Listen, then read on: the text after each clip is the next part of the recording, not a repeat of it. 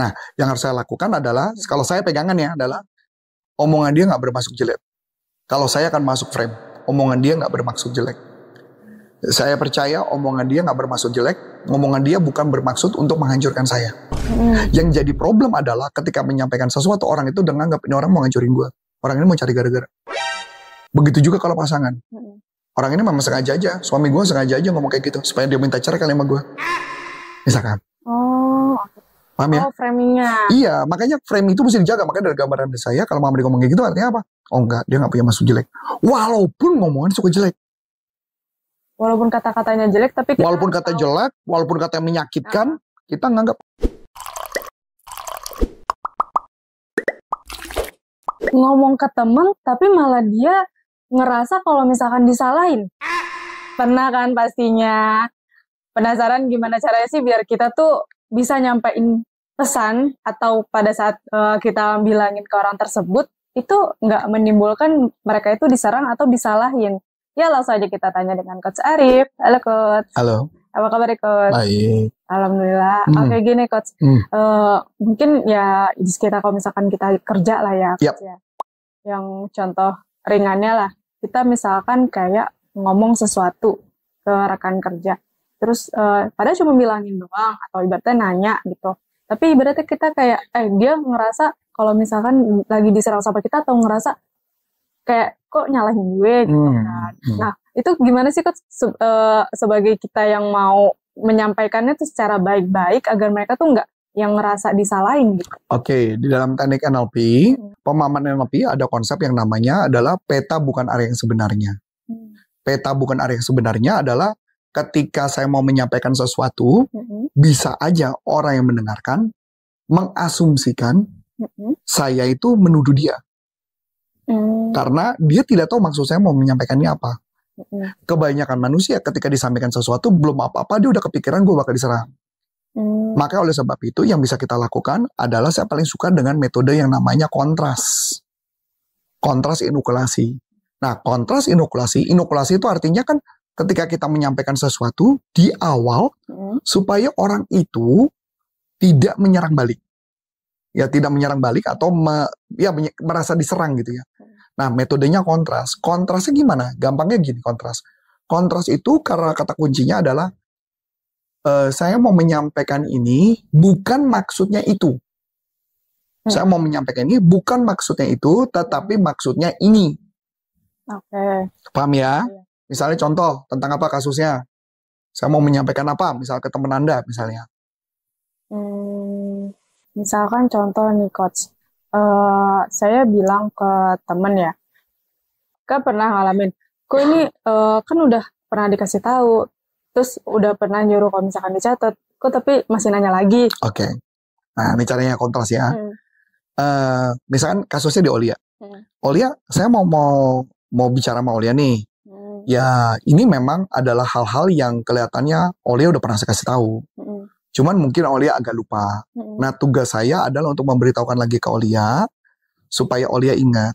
Bukan tujuannya adalah untuk menyerang Olia atau mendeskripsikan Olia supaya Olia atau bukan maksud itu supaya Aulia jadi kesel sama saya atau apapun, bukan. Tapi tujuan saya untuk mengingatkan. Itu namanya kontras. Paham nggak? Jadi kata konsepnya adalah saya mau menyampaikan ini, bukan tujuannya itu.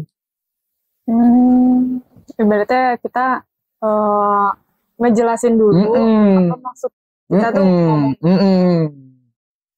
Misalkan contoh, kalau ngomong sama pasangan, misalkan kita mau menegur gitu ya, menegur yang gampang deh, yang paling gampang deh makanannya asin gitu.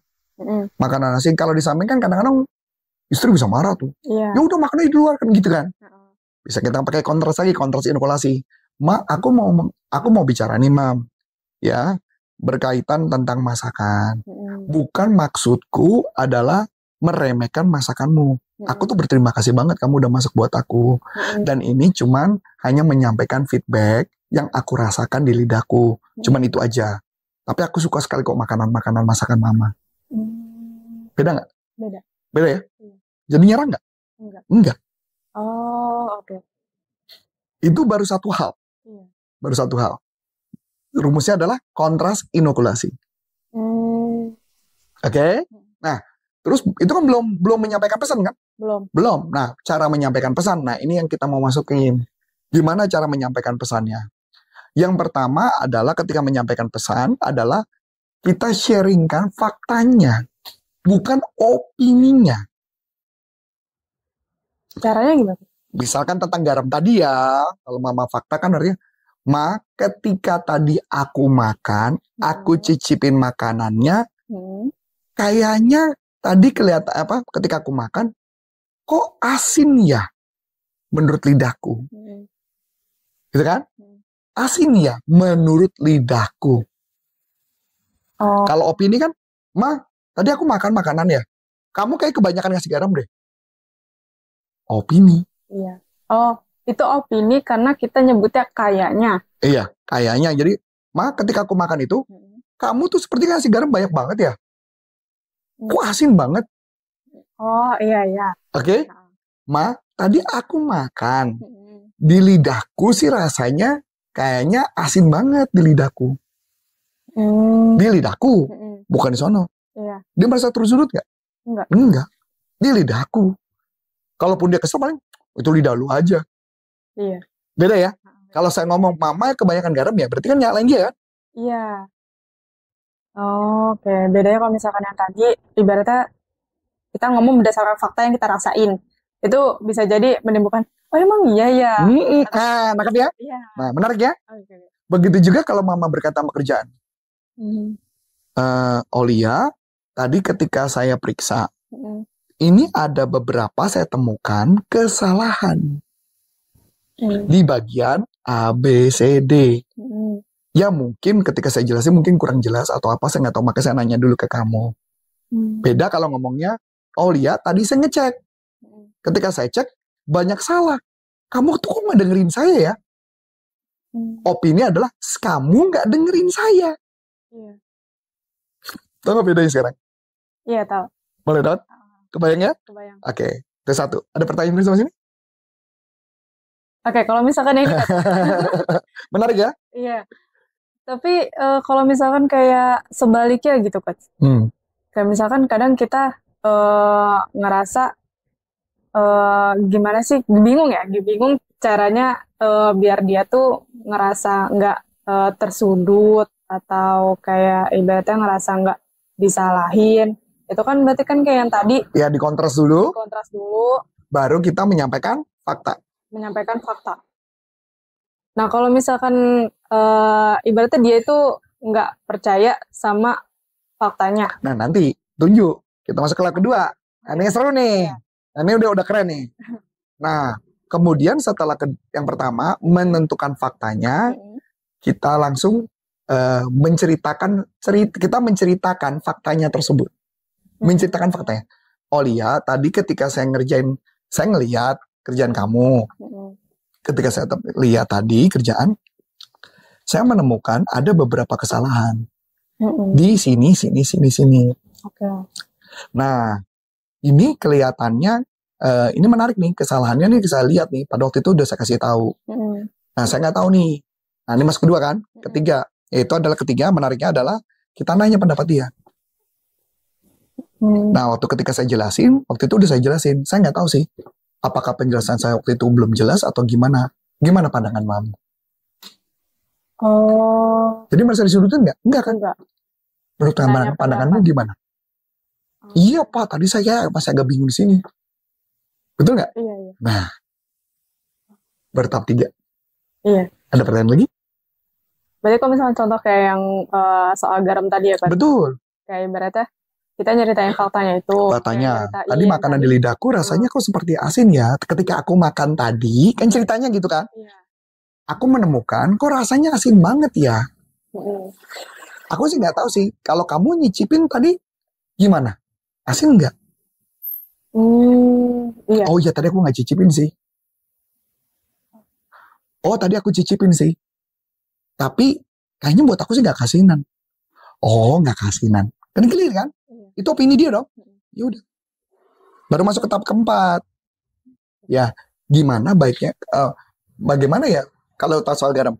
Bagaimana ya kalau nextnya ke depan, mungkin makanannya garamnya dikurangin lagi. Mungkin buat buat mama mungkin itu nggak asin.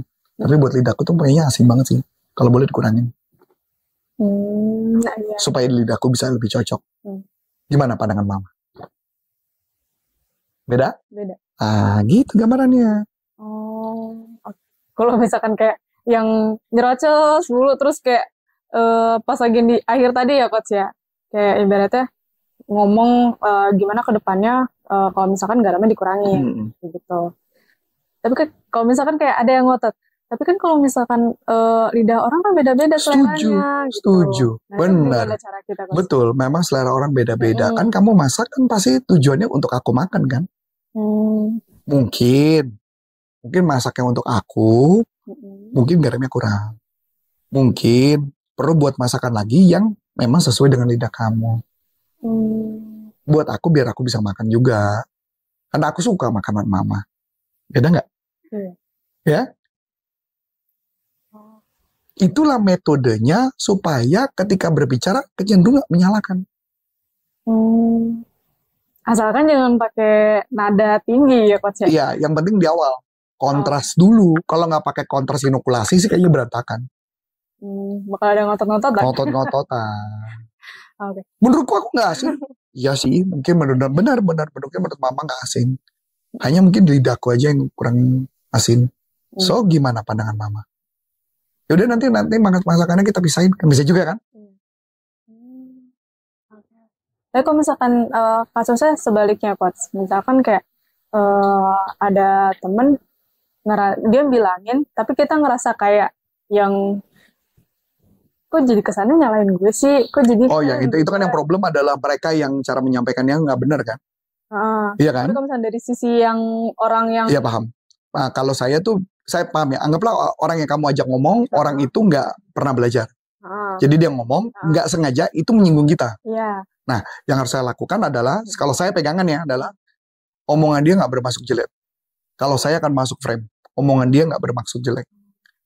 Saya percaya omongan dia nggak bermaksud jelek, omongan dia bukan bermaksud untuk menghancurkan saya. Yang jadi problem adalah ketika menyampaikan sesuatu orang itu udah nganggap ini orang mau ngancurin gue. Orang ini mau cari gara-gara. Begitu juga kalau pasangan.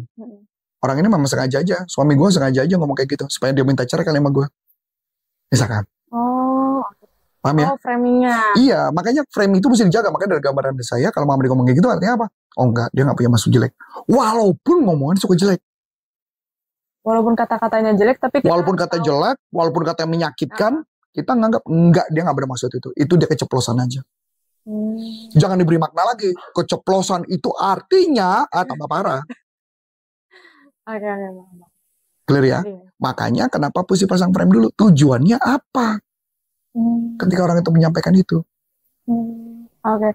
Kalau misalkan nih kita udah masang frame ya coach ya, udah masang frame, terus kita kayak pengen tahu nih sebenarnya tujuan dia ngomong gitu menyampaikan itu apa? Kenapa? Nah itu ibaratnya kayak maksudnya apa ngomong kayak gitu, atau ada cara apa ngomongnya gimana sih coach? Boleh kita tanya aja. Kalau saya boleh tahu, tadi yang Anda sampaikan tuh tujuan pembicaraan itu apa ya? Tujuan yang kamu bicarakan itu apa? Nah, ketika itu malah bagus. Kalau kita menanyakan itu kan akhirnya menjadi konfirmasi. Iya. Sehingga orangnya ketika berbicara kepada kita, menjelaskan maksud tujuannya apa. Iya. Nah, kita jeleknya adalah tidak menanyakan, pulang membawa agenda. Seakan-akan bahwa dia ini mau ngancurin gua. Iya. Dalam meeting, dalam apa dan sebagainya. Itu yang terjadi. Itu malah bagus. Sorry. Daripada kita debat, saya boleh tahu nggak? Tujuan tadi menyampaikan itu apa ya? Tujuannya mau ke mana? Kecuali memang ada orang yang memang kerjaannya memang cuma hanya melemparkan aja gitu. Melontarkan sesuatu. Kalau saya tanya, sebentar, tujuannya apa ya? Kita bicara ini. Okay. Jadi nggak mencegah perdebatan. Masuk akal? Menarik. Iya, masuk akal. Menarik nih. Teman-teman bisa terapin di lingkungan kerjanya, bahkan ke pasangannya, bahkan ke keluarganya pun.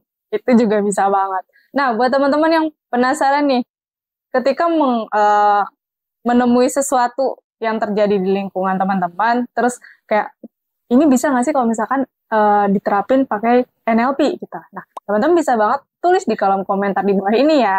Mungkin cukup sekian dari aku, Aulia. Dan saya Coach Antoni Sari, mengucapkan terima kasih, sukses buat Anda, sampai jumpa, NLP for Business untuk Indonesia. Bye-bye.